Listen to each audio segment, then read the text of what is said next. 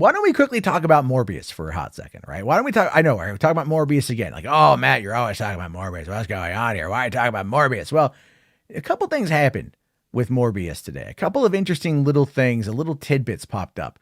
And the thing I've noticed is that I feel like everyone is kind of like tossing this movie under a bus, right? And so what we found out is this is coming in today. Jared Leto was so committed to playing Morbius that he would use crutches and slowly limp to the bathroom. However, the pee breaks began taking so long that it was slowing down filming, so a compromise was made to let him use a wheelchair. All right, like what in the like look, dude, Jared Leto is flat out method. All right, he's flat out method. But even, I mean, come on, this is going way, way, way too effing far. But it is, of course, Ubisoft, and it is, of course, what they plan on doing. Or not Ubisoft, sorry, it's Sony. I read Ubisoft in the chat. But anyway, this interview, or this piece of information, comes in from an interview today over on Uproxx, where Mike Ryan, who's the senior entertainment writer, really was asking the hard questions to Daniel Espinosa. And I mean, the thing with this interview, it's a good interview, but what we learn out of it, outside of the pee break story, is kind of like how much Sony kind of fucked over Daniel Espinosa, right? And he had worked with them before. They did the movie Life in 2017. And then he also did Safe House. We talked about that as well before. And Mike Ryan kind of like unabashedly throws praise on Daniel Espinosa, maybe to get him to break and to kind of like give up more information. But this is what we find out here. So Mike Ryan asks, in Morbius, Michael Keaton is in the trailers, but then sorry. There's spoilers for the movie here. I should point that. Does anyone care? I totally forgot. There are spoilers in this. If you care, come back in like 5 minutes. If you don't care, let's keep going. In Morbius, Michael Keaton is in the trailers, but then in the movie, he doesn't show up until the post-credit. It does seem like some things were reworked. I'm wondering, after Spider-Man No Way Home, did you have to change Michael Keaton's role in this to match up the events of that movie? Is that what happened? Well, Daniel here says, it was more that when Spider-Man came out, they said, we know how this works and we have a visual concept of how to make this. But the idea of having different timelines was something that was, for me, introduced within the movie universe with Into the Spider-Verse. When we were talking about making the movie, Spider-Man Into the Spider-Verse had just come out and was a huge success. I told the guys, I said, this is super common amongst comic book readers. Now, here's the thing with Spider-Man Into the Spider-Verse. That is not actually true. When it came out, it was not a huge success. In fact, it kind of came and it kind of went. It was up against Aquaman, Mary Poppins, and Bumblebee. And all four of those, with the exception of Aquaman, didn't really perform. I thought an animated Spider-Man movie would break the bank. I thought it would break the box office. I thought it would destroy everything. Turns out it didn't. It just simply didn't. It did win Best Animated Feature, but the movie wasn't a success until it was on streaming on Netflix a few months later when people started watching it and checking it out. I didn't even see it until it came out on home video on Netflix. So it's like, that's kind of the whole point, is like, you can't call it a success, but it was definitely something that has grown into a success. Going on, Mike Ryan asks, well, there were scenes of Michael Keaton in the trailer that aren't in the movie, so that's why I was wondering if some things had to be reworked to match No Way Home. He says, yeah, exactly. The first thing that happened was that we had Michael Keaton because we were planning on doing this, but when Spider-Man No Way Home came out, it said, well, this is how the visual effects are. And then the idea of having him just encountering him in that universe seemed too complicated. Then we needed to put it in the end. So it almost says to me that they were planning on having this be part of the MCU initially. Like that was kind of the whole point. I think he was trying to like put that in there. All right. But then Mike here goes on to say, okay, so you did have to cut some things to make it match up to No Way Home. And then Daniel here says, yes, because we have to match. I didn't know how the transportation would look like in that. So I'm assuming when he kind of zaps in, look, you can find the post-credit scene on YouTube and it's terrible. So, don't waste your money, I guess. Going on to say here, Mike Ryan asks that the thing I wasn't clear on in the post-credit scene was when Vulture says, I think this is Spider-Man's fault. We should team up and fight him. How does Morbius know who Spider-Man is? Also, the movie establishes that Morbius is a good man who got too ambitious and created the serum, and some bad things happened. But at his heart, he's not a bad person. Why would Morbius be interested in teaming up with this criminal? So Daniel here says, well, Vulture is not a criminal in that universe just yet, which is true. So that's an interesting little angle. I'll be fair. But then he goes on to ask, why would Morbius be interested in what Vulture has to say in the first place? And Daniel here says, exactly. I think it's a meeting of those because in this world, Spider-Man exists. In the different Marvel timelines, you have a Spider-Man. It's a totem. In the Marvel universe, what you say is that you have to have a Spider-Man in each universe for it to function. He's one of the fundamental beings. Now, that's how it is in the comic books. I mean, like, that's the thing. That's what I have to ask the question on because I haven't seen the movie yet. Who the fuck is this for? Right? Like, who the fuck is this for? Because is it trying to function as its own thing? Is it trying to function as part of a larger universe? What are they trying to get to? I mean, obviously those questions will be asked down the road. And then it does go on here to say, okay, but there's nothing in the movie that establishes that Morbius has any beef with Spider-Man whatsoever. The Daniel says, oh, exactly. I think that's more of one of those scenes that are made that when you have scenes before in a movie that comes along that will explain the reposition.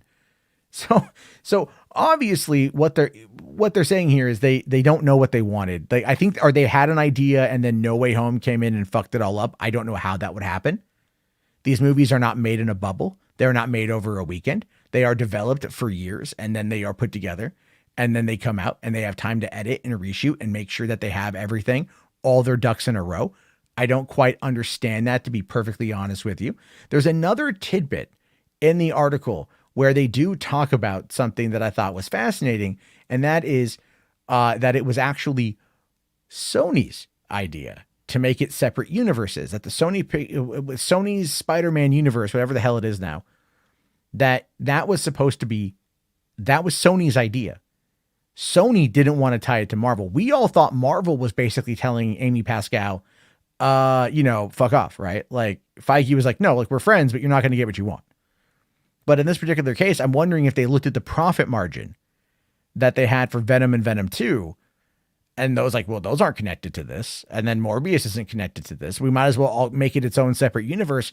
We'll keep using the Spider-Man name. We'll keep using the Spider-Man connection. We'll keep using it as a totem, as a way to bring people in to kind of fool them, which is why, I have said, I think the marketing for this movie was definitely misleading. As we found out, Sony had absolutely positively lied in the marketing by adding Spider-Man 3 in there, by making people think that it was connected, by overshowing Michael Keaton in the teaser and then in the trailers, making him feel like a larger part of the movie than he was. In fact, completely showing that everything in that we saw in those trailers wasn't even legit. Like as far as like the trailers were an unreliable narrator.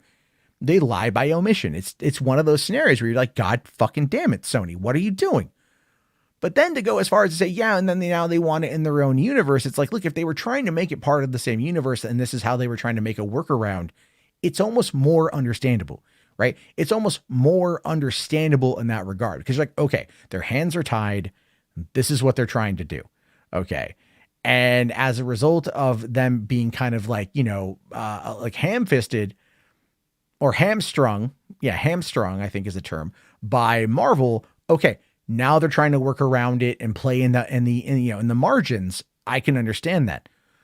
But if they willfully put themselves in the margins and then they play without an established set of rules, it's really weird. And here's the thing with that too. And I didn't get the screenshots for this, but I wish I would have. When just today I was reading an interview with one of the Russos. I think it was Joe Russo, and he was talking about how Marvel plans for these films. Okay. And what he was saying was that Marvel doesn't plan, that Marvel actually doesn't have a story structure planned out.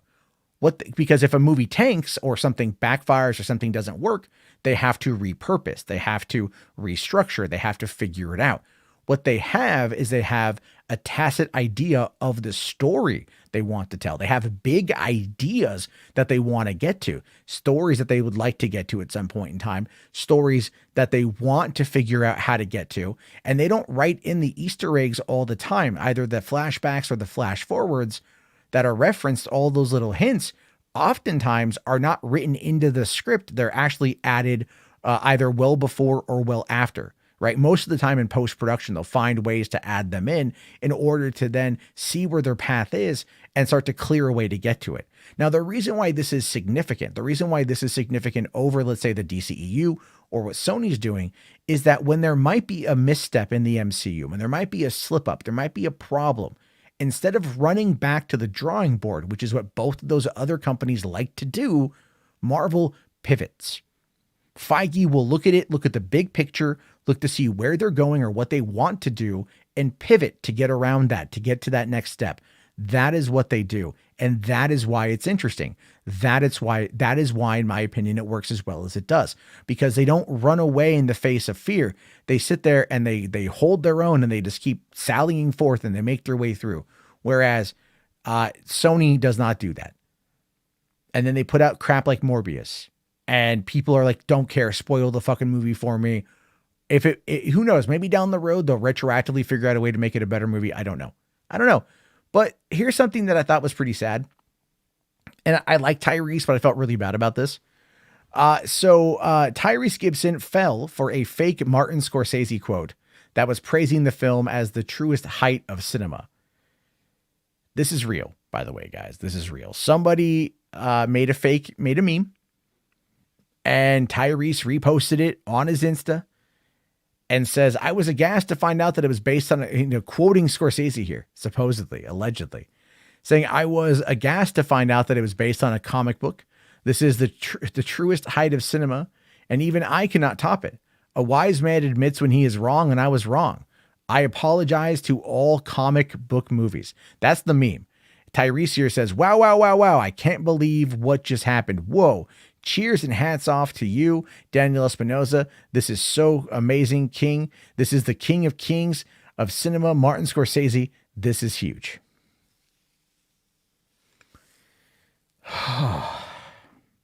Guys, I mean,